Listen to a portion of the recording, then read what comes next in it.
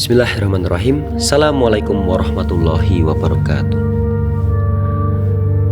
Pupuk misyu. Pupuk misyu adalah bahan peledak berbentuk serbuk yang biasa digunakan sebagai pendorong dalam senjata api dan kembang api.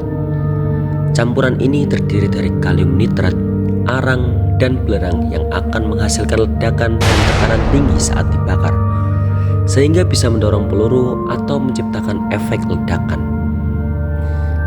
Dalam perkembangannya, misyu hitam adalah jenis yang paling tua, sedangkan versi modernnya, misyu tanpa asap, lebih efisien dan tidak menghasilkan banyak asap.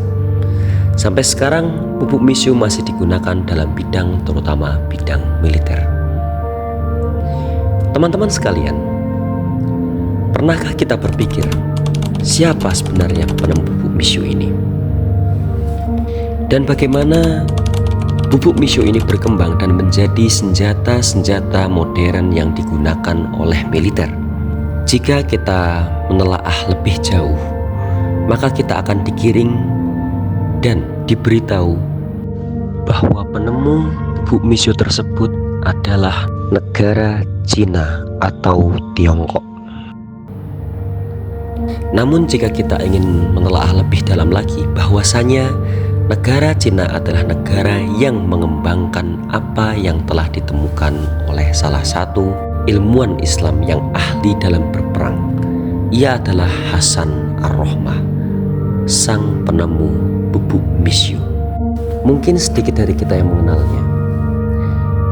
Singkatnya, Hasan Ar-Rohmah adalah seorang ahli militer yang mengarang buku Al-Furusiyah wal Manasib Al-Harbiyah, yang dimana itu adalah buku militer dan buku perang. Siapa yang menyangka beliau, orang Islam, merupakan orang yang saat ini bukunya dan penemuannya dipelajari oleh orang-orang yang kepercayaannya berseberangan dengan kita. Ilmuwan muslim ini kelahiran Suriah yang berhasil menulis banyak 107 rumus dan resep penggunaan pupuk misyu, yang dimana sebanyak 22 resep misyu yang diraciknya khusus digunakan untuk roket.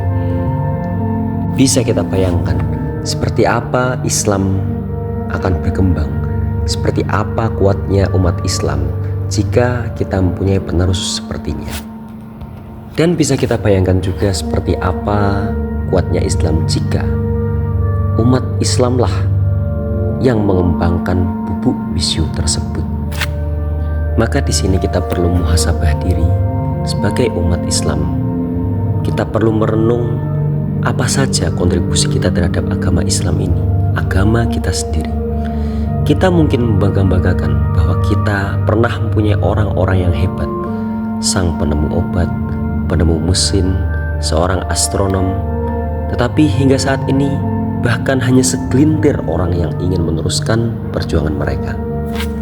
Teman-teman sekalian, sudah menjadi tugas kitalah sebagai generasi Islam untuk dapat melanjutkan perjuangan-perjuangan para pembesar-pembesar Islam terdahulu. Sudah sepatutnya kita mempunyai pendirian yang kuat dan bukan menjadi buih-buih di lautan yang terus berjalan ke sana kemari tanpa arah dan tujuan, atau hanya mengikuti kemana arus membawa. Maka semoga kita senantiasa dalam perlindungan Allah Subhanahu wa Ta'ala. Wallahu a'lam bishawab. Wassalamualaikum warahmatullahi wabarakatuh.